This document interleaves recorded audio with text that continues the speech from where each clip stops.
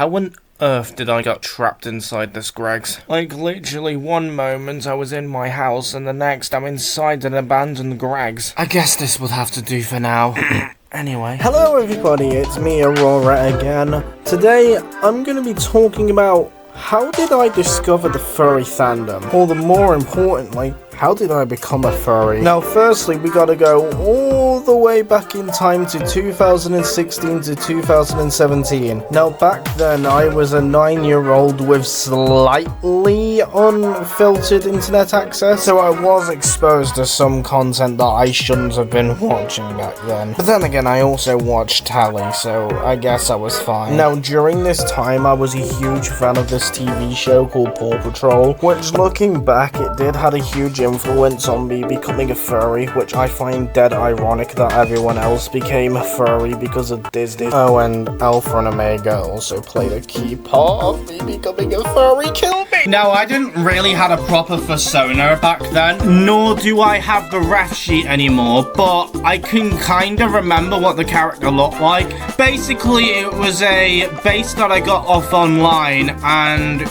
I basically drew the French flag on it. I actually went through a bunch of different personas until I got to the one that I have today. Which, honestly, this one wasn't designed by me, but was designed by my real-life best friend, Valkyrie Dinopop, who you might have seen in a previous video that I did. Go check it out. But believe me, it took me forever to find the perfect persona for me. But I'm currently very happy with this persona that I have right now. How, to be honest, once I get the money, I will probably commission a fursuit head of this goober.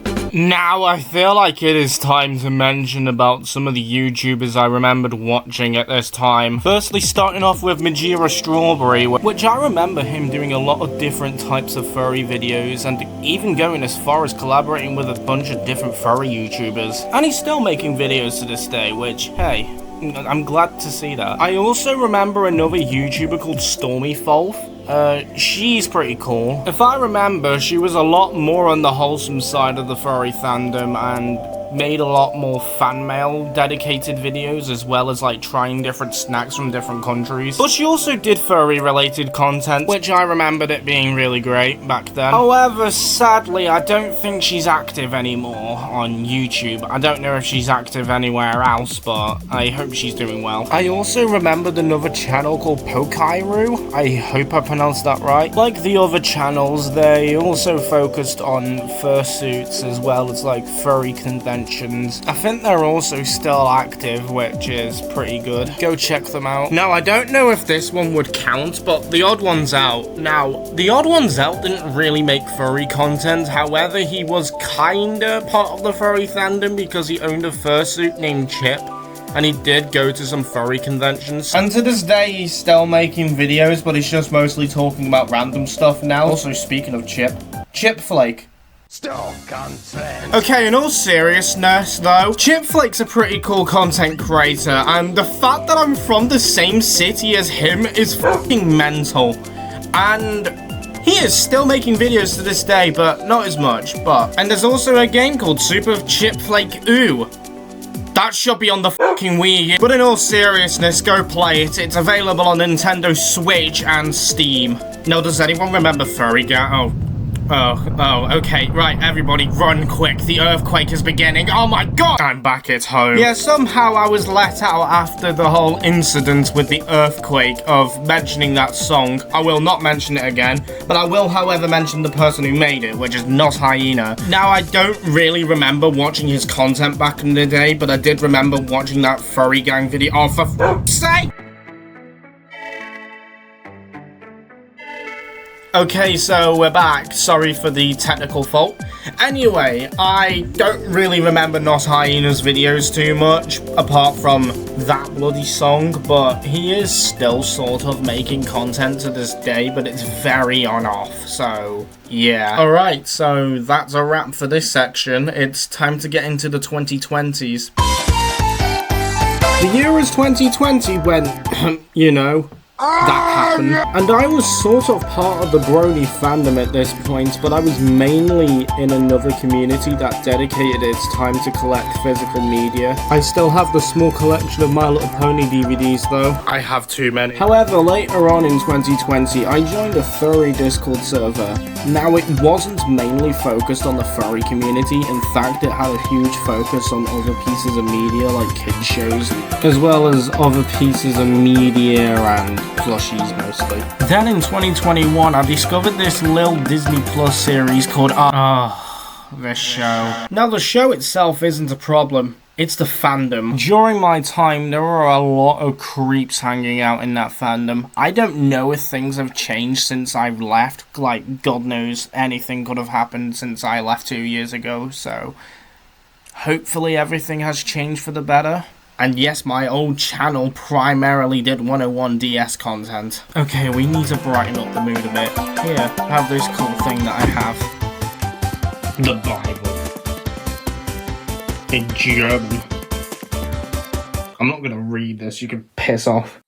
And during this time as well, I was looking for local furry groups in my area, and it nearly took 3 years to do this search, and hell, to be honest, I was dead close to starting my own, which to be honest, I don't think I would have been able to handle the pressure of running a fur meet. But on one fateful day in 2024, which so happened to be Pride actually in my area, I met a bunch of furries, and they were part of a fur meet group that I wasn't aware of until then. And can you guess who runs it? And from that day onwards, I found my community. And honestly, my local fur meet is probably home to the most sweetest people ever.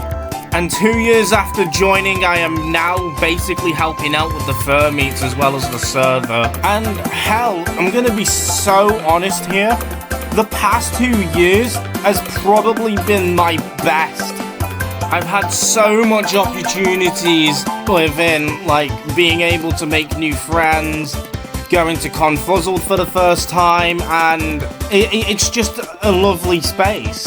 And yeah, I did use my old persona at first, but since Aurora got made, the old OC's now in the bin. Now, here are some of the hopes and dreams that I have for what I want to do in the future. 1, I potentially want to get a fursuit made of Aurora. It depends which maker I'm gonna go for though, since I know it's very expensive to get a fursuit made, and how it's gonna become more expensive within a few years' time.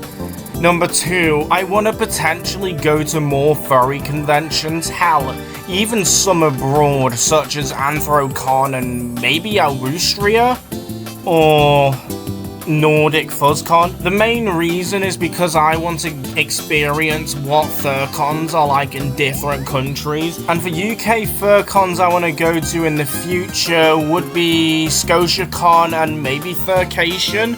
And obviously Confuzzled again. And my last hopes and dreams in the fandom is to get a custom plush made of Aurora, because my god, I think she would be cool as a plush. And I think that's a wrap for this section, so I think it's time for a conclusion, and maybe a question too, actually. In conclusion, there isn't really much of a conclusion, however, I do have a question for you all. What type of video do you think I should do next? Do you think I should start doing gameplay videos, or do I do more furry-focused videos? So with that, I think it's time for me to go to bed. Hold on, actually, it's only 5 o'clock in the afternoon. What am I doing with my life? Stop lying! Shut up, Greg. Oh, hey, you made it to the end of the video. Thank you so much for watching this video. It was quite fun talking about how I found this fandom, as well as, you know, how I progressed through it, I guess, as well as what I want to do with myself in the future. Anyway, go subscribe if you want to, of course.